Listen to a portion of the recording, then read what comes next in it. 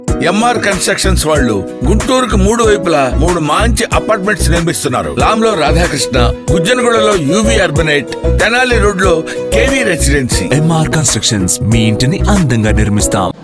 Sir అప్పుడు రాని KV రావు ఇప్పుడు బయటకు వచ్చి కంప్లైంట్ ఇవ్వడం అంటే గత 3 ఏళ్ళు 4 ఏళ్ళు సైలెంట్గా కేవీ రావుని అడగండి, మంచి రాజకీయ బ్రోకర్ కదా. మీ కామన్ ఫ్రెండ్ ద్వారా కూడా మీకు కేవీ రావు కూడా మాట్లాడాలని మీరు కూడా చెప్పారు. అవును, ఇంకేం చేస్తాం, డైరెక్ట్గా మాట్లాడలేను కదా. అతనంటే అసహ్యం నాకు. మళ్ళీ రమ్మన్నారు లేదు, అవసరమైతే పిలుస్తాను. నా పాత్ర ఏముందని పిలిచేదానికి? నేను ఎప్పుడు పిలిచిన ఎందుకులే, నేను వచ్చింది కాబట్టి. అవును, నేను కూడా సర్వైవ్ కావాలి కదా. నాకు కొంత ప్రొటెక్షన్ కావాలి కదా. నేను ఆ అధికారి పేరు చెప్పి ఈరోజు నేను వ్యతిరేకం కావడం ఎందుకు? జరిగిపోయింది. ఆ అధికారి మనస్సాక్షికి తెలుసు. దీన్ని ఎవరు డ్రాఫ్ట్ చేశారన్నటువంటిది, ఎవరు డ్రాఫ్ట్ చేశారో ఈ కంప్లైంట్ అన్నటువంటిది కేవీ రావు నాకు చెప్పను కూడా చెప్పాడు. అవన్నీ ఇప్పుడు చెప్పాల్సిన అవసరం లేదు. కేవీ రావు కామన్ మిత్రుడు ద్వారా ఎవరు డ్రాఫ్ట్ చేశారు, నేను ఈ ప్రెస్ కాన్ఫరెన్స్ అడ్రస్ చేసేది ఆ వ్యక్తి చూసినప్పుడు అతనికే మనసుకి కష్టం కలుగుతుంది. కానీ సార్ ఫర్దర్గా ఈ కేసు అలా చూడబోతుంది అంటే ఆల్రెడీ మిమ్మల్ని ఇంక్లూడ్ చేసేసారు. సో మీరేమో చెప్పాల్సిన మీకున్న ఫ్యాక్ట్స్ అన్ని క్లియర్గా చెప్పారు. సో ఇక్కడితో అయిపోద్ది అనుకుంటున్నారా? ఫర్దర్గా కొంత ఇక్కడితో ఆగినా ఇక్కడితో ఆగకపోయినా నాకు వచ్చే నష్టం ఏమి లేదు. నేను ఒక్కటే చెప్తా, వీళ్ళందరూ ఇవన్నీ చెప్తున్నారు కదా, కాల్ రికార్డ్స్ తీయండి, నేను కేవీ రావుతో మాట్లాడినట్టు ప్రూవ్ చేయండి, లేదా కేవీ రావు నాతో మాట్లాడినట్టు ప్రూవ్ చేయండి.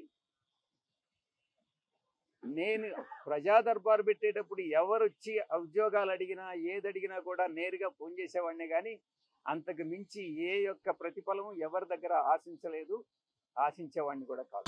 సాయిరెడ్డి గారికి జగన్తో ఉన్న రిలేషన్ ఈరోజు సాయిరెడ్డికి ఇప్పుడు ఇబ్బందులు గురవుతుంది అంటే అనుకోవచ్చా? కొంతమంది దానికి మా పార్టీలో అంటే మా గత పార్టీ, నేను ఏ పార్టీలో నుంచి అయితే నేను రిజైన్ చేశానో ఆ పార్టీలో ద్వితీయ శ్రేణి నాయకులు ఎవరైతే ఉన్నారో వాళ్ళు నాకు మా నాయకుడికి మధ్యన అభిప్రాయ భేదాలను సృష్టించి జగన్మోహన్ రెడ్డి గారి మనసుని విరిచేటటువంటి ప్రయత్నం చేసి వాళ్ళు విజయం సాధించారు.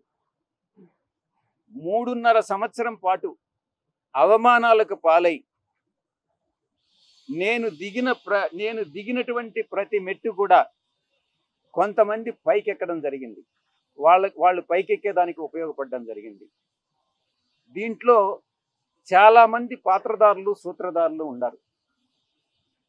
దీంట్లో ఈ పార్టీ నుంచి వెళ్ళిపోయిన దానివల్ల నేను ఏ విధంగానూ నష్టపోవట్లా. చిత్తశుద్ధితో ఈ పార్టీలో నేను ఉన్నంతకాలం నేను పనిచేశాను, మనస్ఫూర్తిగా పనిచేశాను. ఇప్పుడు కూడా పార్టీ నుంచి వచ్చిన తర్వాత జగన్మోహన్ రెడ్డి బాగుండాలనే కోరుకుంటున్నాను.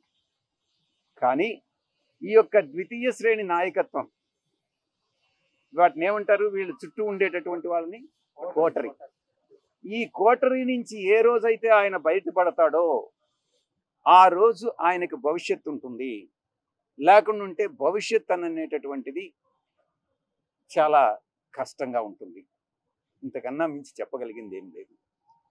ఎక్కడ బయట నుంచి పోయేటటువంటి ఇన్ఫర్మేషన్ ఈ యొక్క కోటరీకి అనుకూలంగా ఉంటే ఎవరినైనా ఆయనకి పరిచయం చేయాలి, తీసుకెళ్ళాలి అని అంటే ఈ కోటరీ కానీ అంగీకరిస్తే వాళ్ళకి ఏదో ఒక రకంగా నయానో భయానో లేకుంటే మంచిగానో కాళ్ళు పట్టుకోనో చేతులు పట్టుకోనో లేకుంటే ఆర్థికంగా ఏదో ఒకటి చేసో వాళ్ళు ఆయన దగ్గరికి పంపిస్తారే కానీ దేవుడి దగ్గరికి, పూజారులు అదర్వైజ్ దేవుడి దగ్గరికి పంపించట్ల.